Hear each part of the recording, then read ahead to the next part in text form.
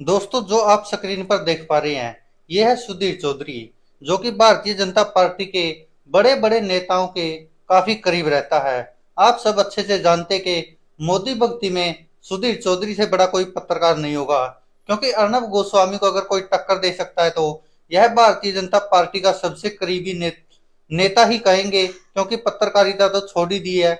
यह है सुधीर चौधरी, जिसको कि आप अच्छी तरह जानते हैं। और 2010 में आप सबको पता भी है कि जो इसने कारनामा किया था उसके बारे में आप अच्छे से जानते हैं। तो आप जान लीजिए कि आखिरकार सुधीर चौधरी ने क्या कुछ किया है, और अब फिर क्या वापिस सुधीर चौधरी जेल जा सकता है। जी हाँ दोस्तों, आपको बता दें कि सुधीर चौधरी का एक बार फिर से विवाद खड़ा हो गया है, वो भी कर्नाटक की कांग्रेस सरकार के साथ। आपको बता दें कि सुधीर चौधरी ने इससे पहले भी आपने देखा होगा बहुत बार कि इसने कोई कसर नहीं छोड़ी। जब भी कभी भी मौका मिलता है तो यह भारतीय जनता पार्टी की तरफदारी करने में कोई कसर नहीं छोड़ता है। तो एक बार फिर से सुधीर चौधरी विवादों में गिर गया है। विवादों में गिरने का कारण क्या है, ये भी आपको बता देते हैं। सुधीर चौधरी ने एक ऐसी खबर चलाई है जो कि फेक न्यूज थी। अब आपको जानकर हैरानी होगी, क्योंकि इनका तो काम ही ये है। सुधीर चौधरी हो, अर्नब गोस्वामी हो, अमिश देवगन हो, बहुत सारे ऐसे पत्रकार हैं। अगर लिस्ट देखेंगे तो बहुत लंबी है। इनका काम ही ये है कि किसी तरह से हिंदू मुस्लिम करके देश की जनता को मूर्ख बनाया जाए। जो भाजपा काम करती है वही ये पत्रकार भी करते हैं। और इनका इसी मुद्दे पर अच्छा भला टीवी चैनल चलता है, विज्ञापन भी खूब मिलते हैं, और मोदी भक्ति का फल भी खूब मिल रहा है। जी हाँ दोस्तों, ऐसा क्यों कह रहे हैं इसका भी आपको कारण बताएंगे।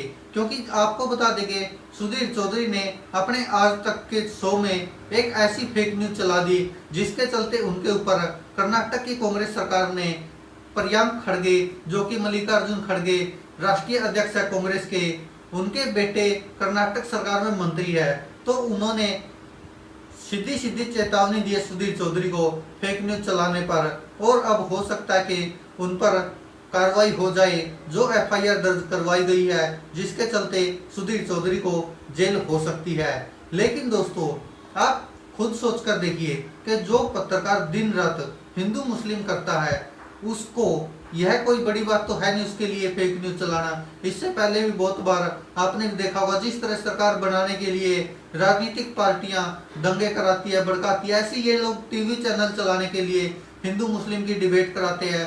आप सबको अच्छे से पता ही है, जानते भी हो, और सुधीर चौधरी को तो अच्छे से जानते हैं, क्योंकि आज तक में आने से पहले सुधीर चौधरी जी न्यूज में था, जहां पर के वो शो चलाता था डीएनए, और डीएनए करता था किसी भी खबर का या किसी भी टॉपिक का। लेकिन करता कैसे था वो भी आपको पता है। और मोदी भक्ति किसी से छिपी नहीं है, सुधीर चौधरी हो या अन्य पत्रकार हो, जी न्यूज चैनल हो या फिर आज तक हो, सब एक से बढ़कर एक है। और हाल ही में आपने देखा होगा, सुधीर चौधरी सुर्खियों में कब आया था, जब स्मृति ईरानी ने सुधीर चौधरी को उनके 12-13 साल पहले की कुछ यादें ताजा कर दी थी। आपको याद होगा, नवीन जिंदल नाम, उस मामले में जिस तरह से रिश्वतखोरी के आरोप में कहें या फिर ब्लैकमेलिंग कहें, तो सुधीर चौधरी ने वो किया था। 100 करोड़ का मामला था, जिस कारण सुधीर चौधरी को तिहाड़ जेल में जाना पड़ा था। हालांकि बाद में समझौता हो गया तो उनको वहां से जेल से आजादी मिल गई, लेकिन सुधीर चौधरी तिहाड़ जेल गए थे। और अब फिर लोग अनुमान लगा रहे कि क्या सुधीर चौधरी एक बार फिर से तिहाड़ जेल जाएंगे। दोस्तों, ऐसे मामलों में हो सकता है कि, क्योंकि कर्नाटक की कांग्रेस सरकार है, तो हो सकता है वहां पर मामला दर्ज होता है तो ज्यादा तूल पकड़ जाए, तो हो सकता है कि जेल भी हो जाए। ये भी कोई बड़ी बात नहीं है, क्योंकि लेकिन पत्रकारिता का स्तर जितना गिर गया है वो आप सब जानते ही अच्छे से। क्योंकि सुधीर चौधरी जैसे पत्रकारों का काम ही ये रह गया कि किसी तरह से हिंदू मुस्लिम किया जाए, और यह पहली बार तो कर नहीं रहे, इनका तो हर दिन का काम है। जैसे हर दिन मजदूर का काम मजदूरी करना होता है, किसी नौकरी वाले का काम होता है अपनी ड्यूटी देना, ऐसे ही इन पत्रकारों का काम बन गया है सिर्फ हिंदू मुस्लिम की राजनीति करना और उस पर डिबेट कराना, और उसको लेकर जिस तरह से देश में नफरत फैला रहे हैं वो हर घर तक पहुंचा ही रहे हैं ये लोग। और अब उसी को लेकर कार्रवाई हो रही है, क्योंकि एक स्कीम है कर्नाटक में जो कांग्रेस सरकार ने चलाई थी पहले ही, और उसके बाद भारतीय जनता पार्टी की सरकार आई तब भी वह स्कीम लागू थी कि जो सब्सिडी दी जाती थी अल्पसंख्यकों को, ये कह रहा है सुधीर चौधरी कि उसमें सिर्फ मुस्लिमों को सब्सिडी दी जा रही है, अल्पसंख्यकों को सब्सिडी दी जा रही है, लेकिन जो गरीब हिंदू है उनको सब्सिडी नहीं मिल रही। ऐसा आरोप लगाया था आज तक पर सुधीर चौधरी ने, लेकिन जिसके बाद प्रियंक खड़गे ने क्लियर किया और कहा कि यह सब्सिडी भाजपा की सरकार में भी थी और कांग्रेस की सरकार ने शुरू की थी और यह सभी लोगों के लिए थी, यह किसी धर्म विशेष के लिए नहीं थी। लेकिन नफरत फैलाने का आरोप सुधीर चौधरी पर प्रियंक खड़गे ने लगाया और एफआईआर दर्ज कराई है। और अब हो सकता है कि आने वाले दिनों में सुधीर चौधरी पर बड़ी कार्रवाई हो जाए।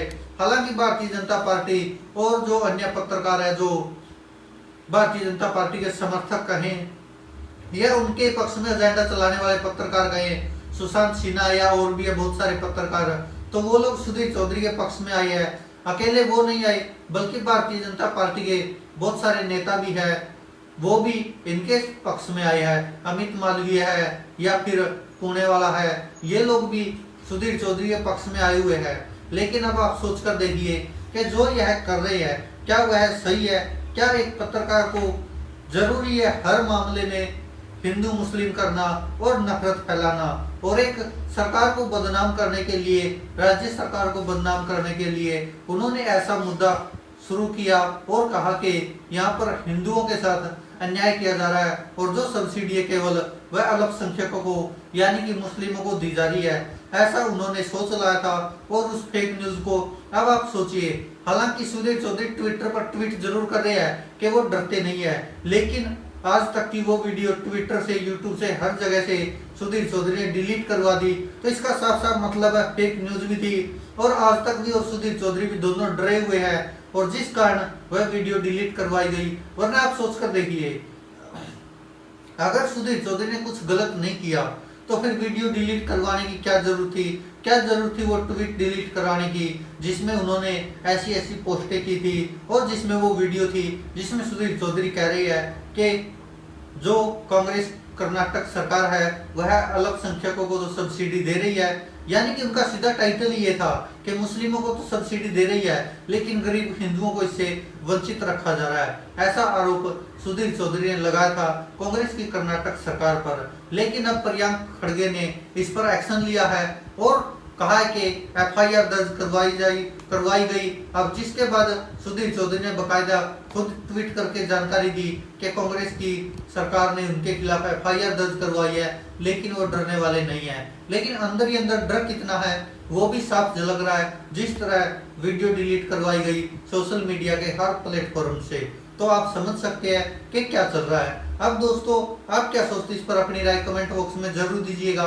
क्या सुधीर चौधरी को ऐसी फेक न्यूज चलाने के लिए जेल में डाला जा सकता है?